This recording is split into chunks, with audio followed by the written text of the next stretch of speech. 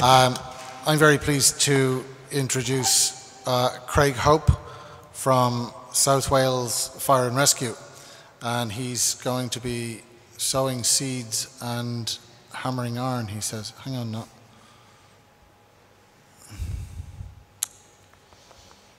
Excuse me. The computer's in Catalan. Hang on now. Jordi, would you like to, can you? Abre, hang on.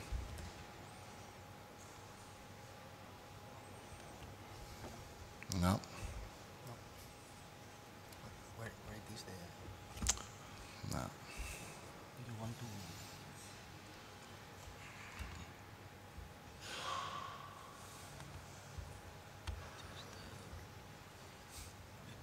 Wait.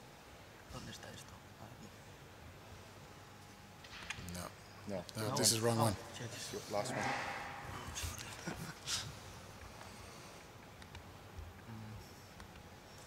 ¿Es esta? No. Espera. Thank you, Neria. ¿Dónde está? In the, Perdón, es que no sabía dónde. Aquí. ¿No está? no, this one. Vale. Vale, perdón. ¿Ah, bueno? Sí, vale. No sé. Muy puta idea. There, that one. That one? Yeah. Okay. Put it on to. Yeah. Yeah. Yep. Which? Yep. Go ahead. Hola, hello. I'm going to talk about the journey that I've had for the last 10 years, which has been to try to introduce some prescribed and tactical burning into the South Wales valleys. I'm with my station manager, who's sitting over there, who will be presenting a poster tomorrow, but his name is John Jenkins, and my name is Craig Hope. I've been a firefighter for 21 years, and 16 years of that I've been a watch manager in charge of a fire engine, and for the last 13 years I've been at Tonapandi Fire Station, which is probably the busiest fire station, definitely in Wales, if not the UK, for wildfires. And we do have lots of wildfires. Just briefly, where Wales is. Wales is part of the UK, and we're bordered by England and the Irish Sea, and there are 3 million people in the country of Wales. There are 3 fire and rescue services in Wales, which are North Wales Fire and Rescue Service, Mid and West Wales, and South Wales, which are at the bottom. We're the smallest geographical area, but we have the highest population density. And the fire services in Wales are the only firefighting force. There's no other organisations. The forestry do not fight fires. Land managers do not fight fires. The fire service fight fires. But we're also a structural fire brigade. We go to road traffic accidents, house fires, everything else, plus wildfires. South Wales Fire Service was formed in 1996 with a merger of 3 brigades, and we're a local authority fire brigade, so we have 10 unitary authorities, and we have 19 fully crewed fire stations with 24-hour cover, and we have 29 part-time or retained fire stations. When you think of wildfires in Wales, I'm lucky enough, I've been to Spain a number of times, I've been to South Africa, and every time you talk about wildfires in Wales, this is what people say to me, that water rescue, flooding, and yeah, we do have our fair share of rain, and not an awful lot of sun. But what happens with this is we have warm, wet summers, which lead to lots of annual fuel, such as bracken and grasses. And land use has changed a lot. There's no grazing as such anymore like there used to be, leading to very high fuel loading annually. Our wildfires occur usually November to May, but mostly you can see in the summer the fuel is green. It doesn't really burn unless we go into drought conditions. Sometimes we do, but it's not very often. Most of our fires are in the winter and the spring, and most of them are Easter holiday. There's large areas of Wales is covered by forestry plantations. These are commercial forestry. When the trees have actually grown, So they're a number of years old. They're not really a problem. They were planted originally for the coal mines, which Wales is famous for. But when the trees are growing, we have problems, and also when they've been harvested, we again have major problems of large wildfires on slash. We have a very large urban interface, steep mountain slopes with properties very close, as you can see. The only lucky thing for us is that we are traditional constructed houses. They're built with bricks and tiles, so they don't readily catch fire. They're not really made of wood. And you can see here, this is a typical valley side with sheds, houses, very close, cars. And within this, there are gas cylinders, tires, sofas, anything you can think is dumped in there, and that's what we have to sort of confront. These are some statistics, and it's hard to believe these are true. Between 2000 and 2008, there were 55,000 grass fires in South Wales. That's 8 years, 55,000 grass fires. And it's been estimated that it costs the service I work for £7 million a year on just grass fires. But more to do with the money is that we have 80 fire engines within South Wales available, and every single one of them can be on the mountains on grass fires at any one time, meaning there's no fire covering communities for houses, for crashes and everything else. So you can see there's a major problem. We have prescribed burning legislation in Wales, which is, comes from the Welsh Government, and we have seasons when we can burn. So we can burn from the 1st of October up to the 31st of March in uplands areas, and then elsewhere up to the 15th of March. But again, with this legislation, for landowners, they have to have sufficient people and equipment on hand to control a burn, and they have to take reasonable precautions not to actually harm people or animals. It sounds great on paper, but most of our farms, none of our land is managed for shooting, for anything like that. It's just small farmers with a quad bike, a dog, and themselves. And they're trying to do this prescribed burning safely. It doesn't really happen. So we find a lot of these areas are burnt, and it's just an arson fire. And we turn up and we speak to the farmer, and he says, "Oh, I saw youths walking past, and this is what happened, and we'll put the fire out." So that's part of the issue. Another one is if a landowner was caught lighting a fire, or a fire went out of control, you can see they can lose their agricultural payments. So obviously they don't want to do that. So it's sometimes easier for them to go and just burn the land. It's controversial, but it does happen. In 2007, we started a welfare project, and we realized these calls, they were getting bigger. We were having far too many. And we started a project and looking at two parts, operational tactics and community safety. And you can see the firefighter in the picture. That's full structural fire gear. There's no lightweight kit. And we have beaters, which are just a stick with a bit of rubber on the end. A few more statistics. Since 2010, you can see the figures, the annual figures. And they have dropped down. I think we're on a cycle of, and I don't know a lot about the science, but from experience, we're on a 7-year sort of cycle. And last year was very wet, and we had 744 fires, which is a really little amount for us. But what we are finding, we're getting less ignitions, but much larger fires, harder to deal with. When we talk about accidental versus deliberate, and you can see here, the majority, I think it's 4% are accidental, everything else is arson. There's been lots of work, studies carried out into who's lighting these fires, and it's basically a cross-section of society. It's children, it's landowners, it's old people, it's lots of people are lighting these fires. In 2008, we started working with Northumberland Fire and Rescue Service, and they came to South Wales and gave us training, and I think they were shocked with the sort of scale of our problem. And before, you can see that's what we used to do. Firefighters would go into the mountains and beat these fires out. You can see that's not safe. And even myself, who 20 years as a firefighter, never had any wildfire training, didn't even know there was such a thing. Whereas we started to slowly learn. In 2009, we bought 4 off-road vehicles to actually get up onto the mountain to start fighting these fires. And a number of us went up to Northumberland and did a 5-day wildfire course to actually start learning and becoming advanced technicians of wildfire. And then we introduced some training levels, which are level 1, 2, and 3 for our firefighters all the way up to officer level. In 2010, I was lucky enough to accompany the UK Fire Service when we attended South Africa, and were looked after by working on fire. And we did an awful lot of prescribed burning, and it really opened my eyes to what we need to do to solve our problems. We also, we are unique in Wales, is that we have a helicopter. South Wales has a helicopter on standby, paid for by the Forestry Commission. But in 2010, we took ownership.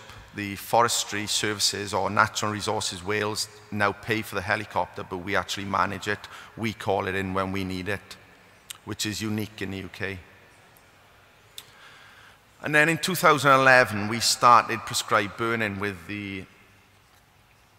up on the Brecon Beacons, which is a national park, using leaf blowers and the fogging equipment and everything else.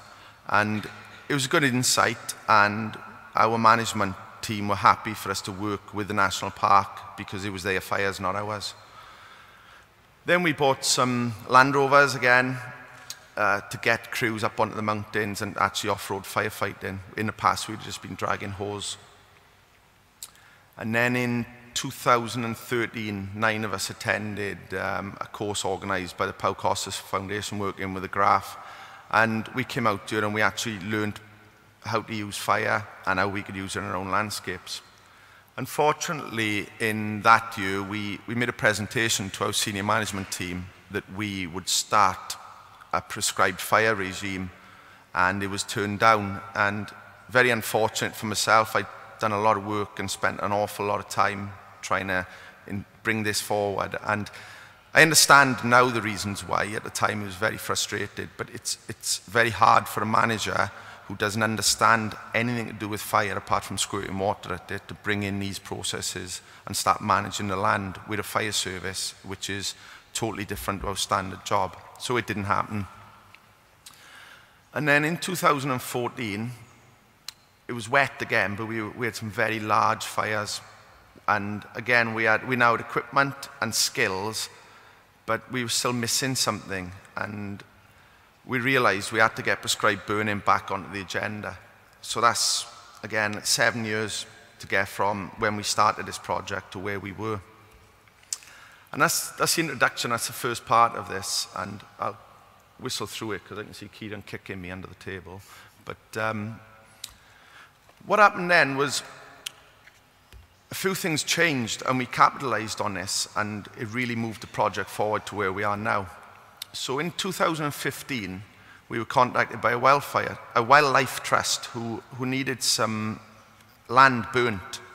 And part of the actual legislation that we have in Wales says that you can ask a fire service for advice. So they asked us for advice. This email went around all different departments, our fire safety department, community safety, and eventually came to me. And we went down and we carried out a burn. We burnt 1 hectare. It doesn't sound a lot. It's not a lot. Out of 6 hectare field. The Wildlife Trust organised to have brush cutters and machinery go in and cut the fire breaks. And we said, no, we'll burn it. We don't need fire breaks. We'll burn it using equipment we got. And that's what we did. We took along firefighters with us to assist. And as this was our first time burning, I'm very lucky my partner is a photographer. And I took her along to take the photos, so I would have ownership of the photos. I think there's a difference between wildfire. Everyone sees big flames, big fires, people running around. Prescribed burning is much more leisurely, and you can see in the photos we were just standing around, watching the fire, letting the fire develop, and then extinguishing little bits we had to. When we were doing it on that day, a film crew, radio, everything else was there watching, and sort of my mantra for a number of years has been a bit like what Trevor just said, is we can't control the weather, and we've tried, we can't control the arsonists, but we can control the fuel, and that's what we have to start doing. And capitalizing on this, we did a hazardous fuels reduction exercise, which this is a typical mountain in Wales. You can see there's trees on top of the mountains, and that's a golf course, which is a sort of leisure area, and most years the fires burn up the mountain and burn into them trees, and we end up in the trees with jets trying to put the fires out. And a number of years ago, these paths and this land would have been grazed. Wales is famous for its sheep. I think we had more sheep than people at certain times. But all that has gone due to different land use, different ways that farmers are subsidised. And just to show you, yeah, that is a sheep trapped on a roof of a house. Most firefighters rescue cats from trees. We rescue sheep off roofs. So that's a real photo. So yeah. So we have got a lot of sheep, but not as many as we used to have. And we went onto the mountain and we carried out a prescribed burning a strip. Learning what we talked about when I was in South Africa about making these fire breaks. Nothing like what Trevor just spoke about, as you can see. But we wanted to have a bit of a roadway to give us a buffer to stop these fires burning up the steep mountain slopes. We were very careful when we burnt it that we didn't want to burn it right down to the mineral soil. We just wanted to remove the surface fuels. And you can see in the pictures, that was 2 weeks later. And then about a month after that, we had our annual wildfire season. And you can see the fires are burning up the slope. And they all stopped at the fire break. After this wildfire, everything on the left of the picture is the trees. They are still alive and growing, and everything else is dead. So again, we saved a lot of trees and environmental.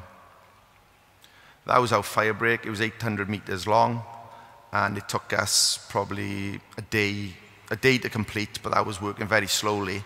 But again, it saved us a lot of work on the day with a large wildfire. Then 2015, we had a very busy wildfire season. You can see we have a massive urban interface with helicopters extinguishing fires that we were really struggling to put out. And because of Facebook and Twitter and things like that, everyone was following these fires. And we capitalized on this. All the photos we had, we were showing them at every opportunity to the media, to politicians, to our senior officers, the police. We briefed government ministers, and there was actually a wildfire summit held by the Welsh Government to sort of solve this problem. And out of this came a project called Healthy Hillsides. And we were lucky enough to be part of this, and our role in it was to make fire breaks. And out of the back of this, the station I work on, I trained up 28 firefighters, which is 4 watches in prescribed burning techniques. And we actually went out. We'd give them all a 2-day wildfire safety course, an introduction to burning, and then we actually went out burning onto the mountains. Unfortunately, it would have been great to send all these firefighters out to South Africa, out to Spain, but it doesn't work like that financially. So we wrote the course. I wrote the course myself, and then we actually trained these firefighters on the mountains. And it was the theory side of it, a day in a classroom, a day up on a mountain, and then we actually went out burning. Very similar to other pictures you've seen. That's our landscape, and we were just trying to stop these fires burning up these steep slopes. We were lucky. We burnt private land, we've burnt forestry land, we've burnt all sorts of different lands. And then once we'd done this, we declared the team operational, that if there was an incident that needed a fire to put it out, I would actually take the team, and I would command the team, and we would use fire. On this date then, we had a large wildfire, and on arrival, all this fuel in this picture would be dead, would be brown. It's just, this is a Google Maps image, and this is a very steep slope. As steep as anything you see in surrounding mountains around here. And this wildfire was burning towards properties, and the crews couldn't put it out. And again, that's what would have happened. It would have been loss of property. And we were deployed as a burn team, and 3 of us went up onto the mountain and started burning, and using 2 drip torches and a leaf blower, we started to put the fire out. And we were just lighting fires in front of the fire, extinguishing the small head fires, and the fire was just being pulled into the main wildfire, and it really worked. And that's where we put it out. We were much bigger when we left than when we actually got there. On the back of this then, 2017, I presented all of this to our senior management team. We've also come up with a wildfire toolbox. There's a poster out in the viewing area. And I had permission to teach another 12 teams.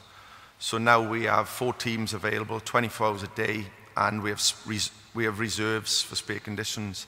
And this is our sort of wildfire toolbox.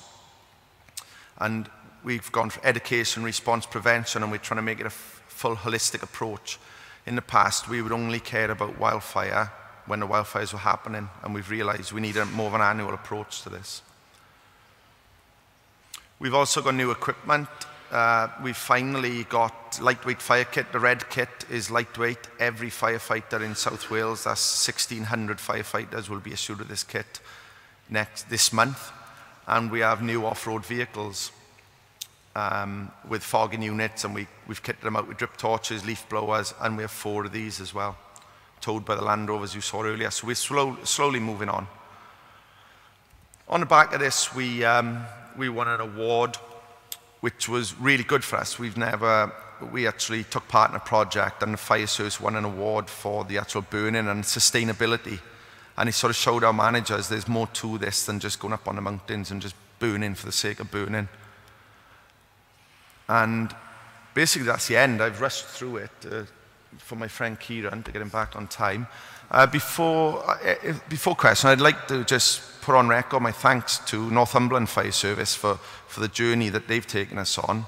Working on fire, for the experience, and with Trevor, and especially Alex Held, who's really helped me. And again, the Graph and Pau Costa Foundation, which it's taken me 10 years of my life to achieve this, and it would never have happened without these people. So thank you very much, and if there's any questions.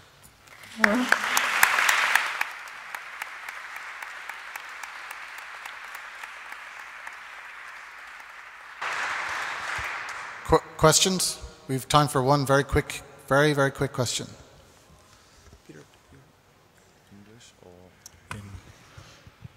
Thank you. Congratulations for your presentation and your work. Very quick. Has the Moorbarn Code of Scotland some way influenced or been useful or helpful as a reference for your experience? The Moorbarn Code, I'm very sorry for my pronunciation in English. It's the code, the traditional code for controlled burning in Scotland. The code for the actual Scottish code is very similar to our code. They burn at different times, but the actual legislation is very similar from what I've seen. And we are finding that it's causing issues, and they're looking to review it because it's too restrictive. The times when you can burn, we have to stop. It's currently raining in Wales. It's lovely here, but we're having thunderstorms and rain.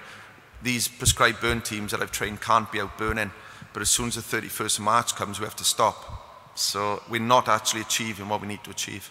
Thank you. Well done.